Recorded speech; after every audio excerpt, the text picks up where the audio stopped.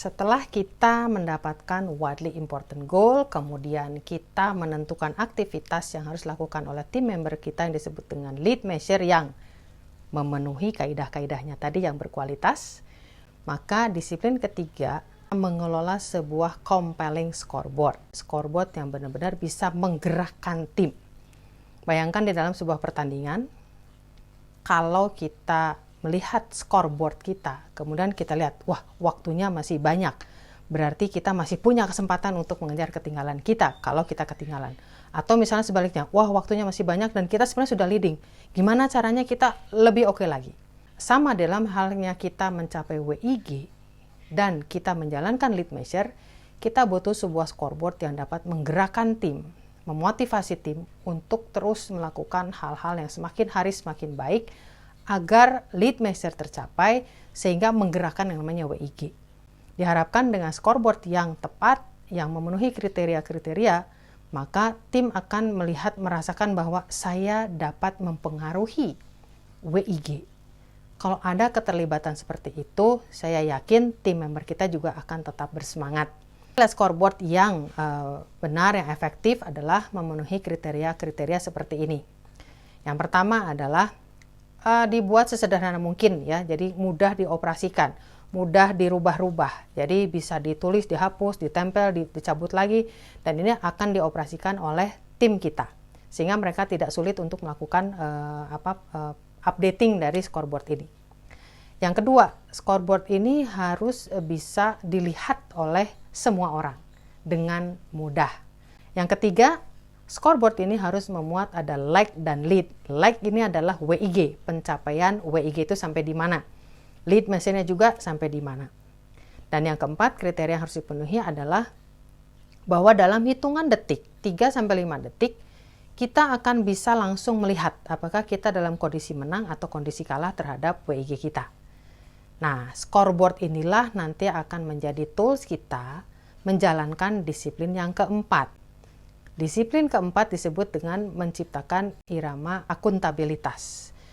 Bentuknya adalah bahwa kita setiap minggu akan melakukan pertemuan dengan tim kita dengan waktu yang singkat saja, antara 10-15 menit saja cukup ya, untuk membahas si scoreboard ini.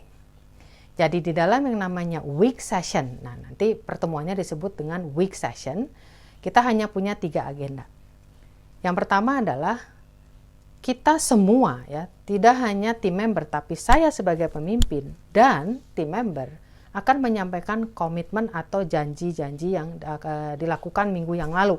Komitmen adalah aktivitas yang kita lakukan sendiri oleh masing-masing orang yang tidak bisa diwakilkan kepada siapapun, yang dapat membantu kita untuk menggerakkan yang namanya lead measure dan juga WIG. Jadi saya sebagai seorang pemimpin juga harus punya kontribusi terhadap scoreboard ini. Apakah saya sebagai pemimpin akan membantu tim member saya untuk membukakan jalan bagi mereka supaya mereka dipermudah menjalankan lead measure-nya. Katakan kita punya lead measure adalah tadi ya, call 10 nasabah setiap hari untuk mendapatkan tadi misalnya 4 referral atau 4 nasabah baru misalnya ya. Nah, apa ya, saya sebagai seorang pemimpin bisa berkontribusi terhadap supaya tim member saya itu bisa dengan lancar menjalankan lead measure-nya. Contoh, komitmen saya minggu lalu adalah saya narik database dari IT misalnya gitu ya, dan dengan memenuhi kriteria dari target market yang akan kita sasar. Jadi saya itu tidak bisa saya wakilkan, saya harus mengerjakannya sendiri karena saya harus ngomong dengan orang IT, dengan misalnya supervisor di IT-nya ya. Nah, kalau saya punya database yang matang, maka ini menjadi kontribusi saya terhadap tim supaya tim bisa menjalankan lead measure-nya dengan nyaman. Jadi nggak kemana-mana, nggak ngaco, nggak asal milih yang namanya si potential customer.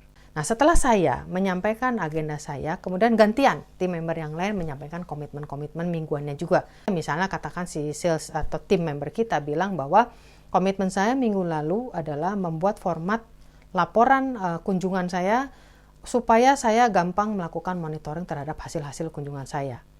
Dia membuat satu form yang mempermudah hidup dia supaya dia gampang ya mendeteksi kegiatan saya sampai di mana.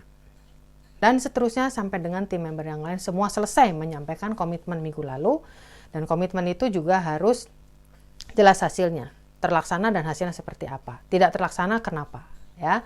Setelah selesai semua menyampaikan komitmen minggu lalu, kemudian kita sama-sama melihat scoreboard. Yuk kita lihat scoreboard. Scoreboard kita gimana nih? Ingat tadi hitungan detik harus kita sudah langsung tahu menang atau kalah. Oh, kita minggu ini ternyata WIG kita hijau, artinya kita menang, kita on target atau mungkin bahkan melebihi target. Ya. Kemudian kita lihat juga scoreboard di lead measure-nya. Katakanlah misalnya memang kita secara tim WIG-nya tercapai, tetapi kita lihat misalnya di scoreboard masih ada teman-teman kita yang lead measure-nya misalnya merah.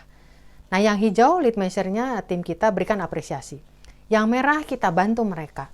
Apa yang kita bisa bantu supaya kamu juga kedepannya lead measure-nya hijau terus. Terakhir, agenda ketiga adalah saya akan menyampaikan komitmen saya di minggu ini kembali untuk menggerakkan supaya minggu depan lead measure dan WIG kita bergerak. Cari lagi sesuatu yang bisa kita lakukan untuk mempermudah tim kita menjalankan lead measure. Begitu yang namanya agenda dari week session.